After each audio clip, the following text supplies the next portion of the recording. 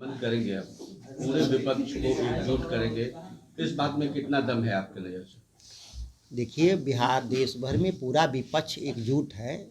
कांग्रेस समर्थित, कांग्रेस लेड हमारे पास यूपीए है, देश भर में महागठबंधन है।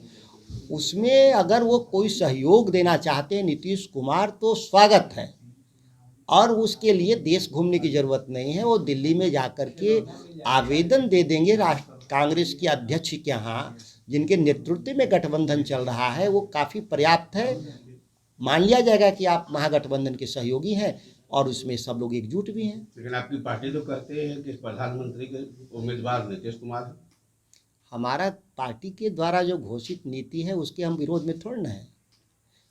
प्रधानमंत्री अगर पार्टी हमारा उनको बनाना चाहती है तो हम लोगों को स्वागत है, इसमें कहाँ किसी को दिक्कत है। हमारे व्यक्तिगत ओपिनियन है कि कोई भी देश में भाजपा के खिलाफ कोई भी देश का प्रधानमंत्री बनने की अगर अहर्ता रखता हो तो न्यूनतम अहर्ता है कांग्रेस का समर्थन होना। आप कांग्रेस का समर्थन इकट्ठा कर लीजिए, बाकी लोग तो सहमत हो ही जाएंगे। नीतीश कुमार के ऊपर आपके बयानों को देखते हुए महागठबंधन के कई नेता आपको बीजेपी का एजेंट बताते हैं। कौन कौन महागठबंधन का दल ऐसा बोला है? एक तो आपके पार्टी के नेता तेजस्वी यादव भी कह रहे थे अपने बयानों में, और भूपेंद्र कुशवाहा ने भी कहा है। तेजस्वी जी ने क्या कहा था कि जो एनडीए के एजेंडा पर चलेगा वो भारतीय जनता पार्टी का समर्थक माना जाएगा। वह एनडीए का एजेंडा क्या है कि देश में कृषि कानून नहीं होना चाहिए, मिनिमम सपोर्ट पे खरीद नहीं होना चाहिए। ये एनडीए का एजेंडा है, मोदी जी का एजेंडा, जिसका विरोध देश भर के तमाम राजनीतिक दल और किसान संगठनों ने किया। 13 महीना तक 700 लोगों की शहादत के बदौलत वह कानून निरस्त हुआ। लेकिन बिहार में 2006 में कानून जो निरस्त हुआ था वह नीतीश कुमार जी आज तक नहीं लागू किए। तो एनडीए के एजेंडा पे कौन चल रहा है? एनडीए के एजेंडा पे नीतीश कुमार चल रहे हैं, भारतीय जनता पार्टी के एजेंडा पे नीतीश कुमार चल रहे हैं। ये उस संदर्भ में उनका बयान था। आप कहना चाह रहे हैं कि नीतीश कुमार महागठबंधन में होते हुए भी बीजेपी के लिए काम कर रहे हैं, एनडीए के लिए काम कर रहे हैं? हाँ, निश्चित उनके एजेंडा पे अभी भी वो चल रहे हैं। उन्होंने अपने एजेंडा, जो पुराने जो एजेंडा है, जो भाजपा के एजेंडा, उससे वो अभी भी पीछे नहीं हटे हैं। और भाजपा वाले तो इसलिए केवल उन पर आरोप लगाते हैं, तरह तरह का आरोप लगाते हैं कि उनको सत्ता से बेदखल कर दिया है। सत्ता की हिस्सेदारी जो भारतीय जनता पार्टी थी, हिस्सेदार को घर से बाहर निकाल दिए हैं, इसलिए नाराज होकर वो तरह तरह का आरोप लगाते हैं। दोनों तो एक ही है ना। आप विभिन्न सभाओं में नीतीश कुमार के ऊपर कई तरह के शब्द का इस्तेमाल करते रहे हैं। इनसे आहत होकर नीतीश कुमार कह रहे हैं कि उनके बयान का कोई मतलब नहीं निकलता। आरजेडी के कई नेता भी का विरोध कर रहे हैं। जदयू के नेता का कहना है कि आपको पार्टी से निकाल देनी चाहिए। मेरे कौन से शब्द असंसदीय हैं? और संसदीय शब्द की बात नहीं कर रहे, लेकिन नीतीश कुमार के ऊपर जो आपने टिप्पणियां की हैं, किसानों के सवाल पर मांग करना क्यों आहत होते हैं लोग?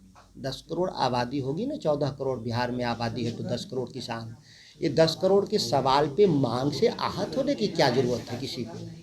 हम आए हैं सत्ता में लोगों के काम करने के लिए, कि हम आए हैं केवल हम सत्ता में बैठ कर के हम केवल बैठे रहने के लिए? और उनकी जो जनता के सवाल, जो विधायिका के एक सदस्य होने के नाते जो मेरा मैंडेट है, जो मैं मांग कर रहा हूँ, इससे आहत होने की क्या ज़रूरत है? हमारे तो 243 विधायक रोज सवाल करते हैं। अभी सत्र चल रहा था तो 243 विधायक मिलके हजारों सवाल किए, कहाँ कोई आहत होता है? मेरे सवाल से क्यों आहत कोई हो जाएगा?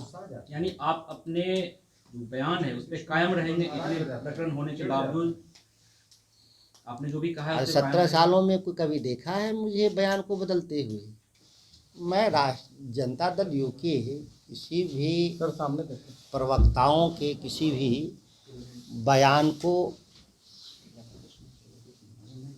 मैं इस बात को लेकर कि वह मुखौटा हैं और वो क्या बोलते हैं उसका हमारे पास कोई जवाब नहीं है।